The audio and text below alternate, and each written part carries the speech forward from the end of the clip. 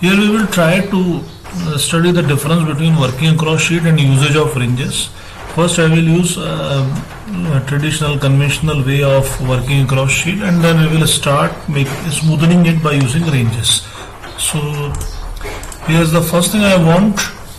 In this third sheet recon analysis, I want the total of amount in supply and invoice statement, which is this one, and in this is the column on which I want to focus. And then second time I want MC invoice total paid here, and for this I want the total of this column.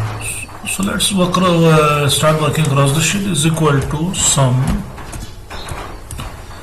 Now I want to jump to the supplier invoice statement sheet. I have written is equal to sum here. Now I will select the sheet. I will select this entire column. After selecting the column, immediately press enter. Don't try to jump back to recon analysis, otherwise you will get error. So this is done. Same you will do for MC invoice report, but remember that don't jump the sheet without pressing enter. Is equal to sum. I am going to MC invoice report. I will select entire column, enter, and then I will find out the difference. Is equal to this minus this. Done. Now next is I want to find out how many invoices are from Sydney and how many invoices are from Melbourne. For this I will use only MC invoice report, and in this MC invoice report I will focus on this column to understand that how many invoices are raised from Sydney and how many invoices are raised from Melbourne.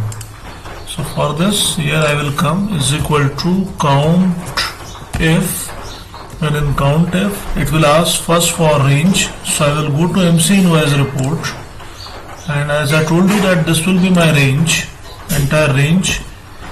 After you have selected this, and now you want to come back to recon analysis, because we have the, if you look here in the count, then this is criteria which I have to give. And as I have selected range from MC invoice report, and I want to give criteria and recon analysis, so while going back, don't forget to put a comma. Once you have put a comma, then you can come back to recon analysis. The moment you will come back to recon analysis, you can see here that the name of table is appearing. After this, simply select the criteria Sydney and close the bracket, and now you will automatically get your invoices for Sydney and Melbourne. Now we will do the same job now using ranges, and then you will see that how easy it is with the ranges, that you need not to even go across the columns. Right, so what are the ranges? Actually any combination of cells like this or this or this, you can call them as a range. Right? The range could be any combination of cells in Excel. So this time we will create the ranges, and these ranges are very helpful, especially when you are dealing with many sheets in a workbook. So for example, here there are only 5, 1, 2, 3, 4, 5, maybe there are 10 or 15 or say 100. So once I have created a range, then I can very well work across the sheets even without moving across the sheet. Now I will start creating the ranges for doing the same job. For example, maybe that I am interested in finding out say the same thing, 40 and 44, that is number of counts for Sydney and Melbourne. Now see, I will create the range, and to create the range, what you will do is go to formula here in the ribbon, and formula, if you come to this group define names, then there are few things which you will see: name manager, define name, use in formula, create from selection. Now I want that I need not to move back to the MC invoice report for this location, right? So what I will do, I will create a range for this location. See how I will do that. Go to formula, go to define name, and define name, it will ask that, sir, what is the name of the, now this is the window which is opening up and which will help me in creating the location, range.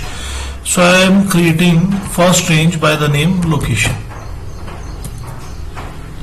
There is some naming convention while giving the name to the ranges. If you can experiment, you will learn it more. If you are naming it wrongly, then Excel will send a message to you that this name is not allowed. So I have given a name location here. The scope is this workbook. You can change the scope also.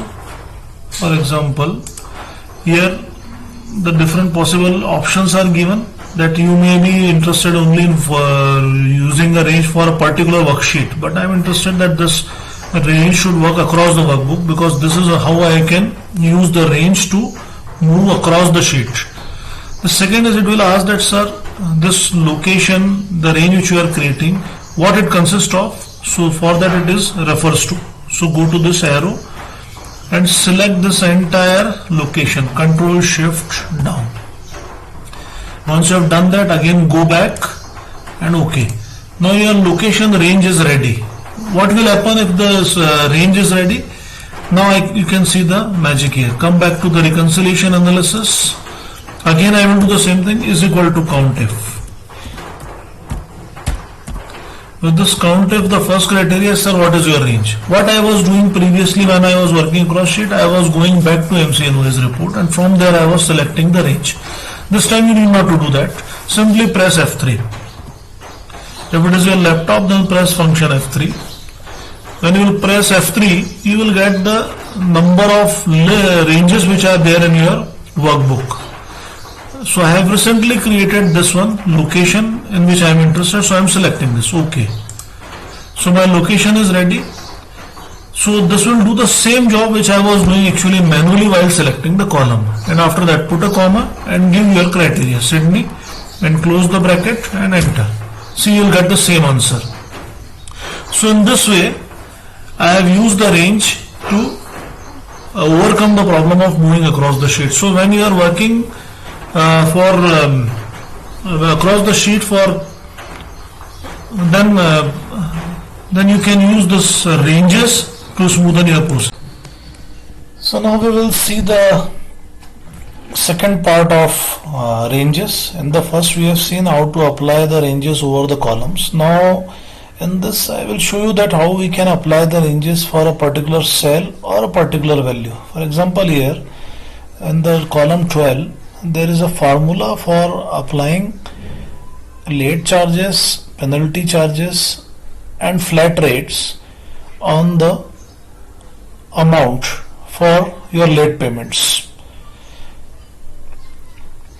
So in this, if suppose I have to apply this late charges, this penalty rate or flat rate, and my workbook is like this, that there are many sheets in which I will use this penalty rate and flat rate. Penalty rate is 0.36 as you can see in cell P2, and flat rate is 5 as you can see in the cell P3.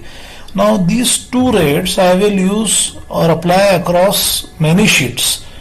And if suppose I am in, say, this is MC&OS report, I am saying some other sheets instruction and I want to use P2, what I have to do is I have to come back to the sheet P2.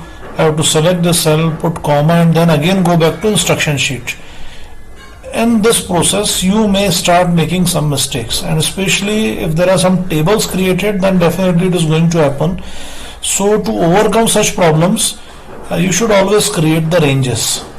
Practically when you are working across the sheets, I normally practice that I create the ranges for all the important columns.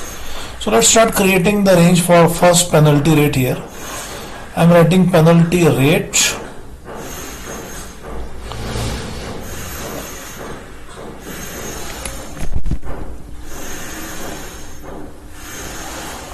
Sorry.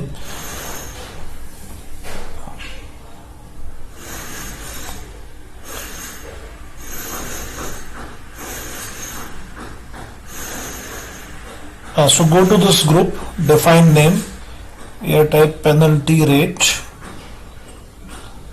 Now this is the name I am giving to the range, and this range will consist of only one cell. I'm sorry, again go to that group, define name, click on define name, then in define name write penalty rate. This time instead of group of cells. I am selecting only one cell. Click on this arrow, go to 0.36, select it, and then OK. So in this way I have created my one range by the name of penalty rate. It consists of only one cell. I will create another range, flat rate, again of one cell, and this time I will simply write equal to 5 because I only want to assign 5 here. So this is the second range I have created, flat rate. Now these two ranges could be used across the sheets. And see, the moment I have given these values, the column 12, it has started reflecting the values. Now I can use the sheet from sheet 1 also, these ranges from sheet 1 also. I can select penalty rate here. If suppose there are some calculations, I can get the value of penalty rate. Similarly, I can get the value for flat rate also in sheet 1 by pressing F3. You have to press F3 to access the ranges. Whichever ranges you have created, you can get it by using F3. So this was the formula. Earlier it was showing name, and now you have got the value. The moment you have assigned values to the range penalty rate and flat rate, then this is happened.